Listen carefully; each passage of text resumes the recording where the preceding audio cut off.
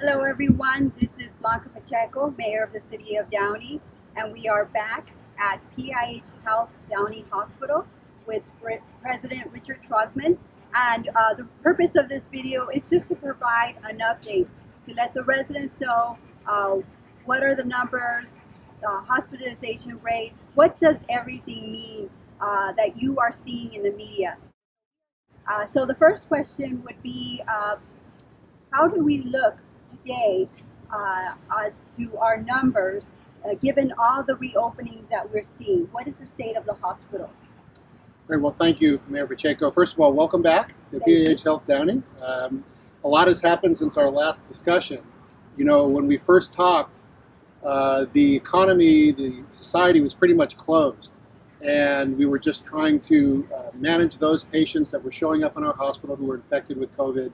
But the general population was pretty much unaffected.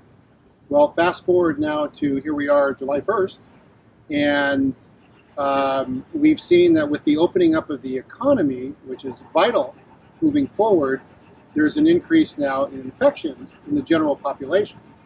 The good news is, in the hospital setting, we haven't seen a dramatic rise in the number of hospitalized infected people.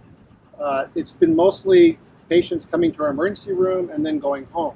So it goes in line with what we're seeing around younger, healthier people are now becoming more of the infected population than they were in the past. The good news is that our surge plans that we put in place back in March are still helping us managing the volume as it comes in. So if I'm listening to you correctly, everything that we were doing previously really made a difference. Yeah, which is an important message that we want to talk about today is, I think psychologically, when people are now being able to take part in society in a more open way than they were the last several months, that there's an association with openness means there's a less of a need for the precautions that were put in place before. And it's absolutely not true. The reason the governor and our elected officials were able to open up society in these phases was because we did such a good job of protecting ourselves, and particularly the most vulnerable people in our population, those that are most likely to have severe reactions to infections of COVID, end up in the hospital or pass away. So we can't forget that those precautions are needed just as much now as they were before.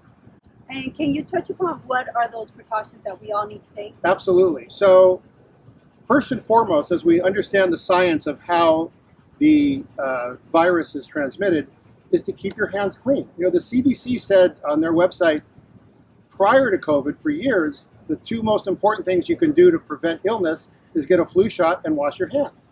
Well, that hasn't changed. We have to wash our hands.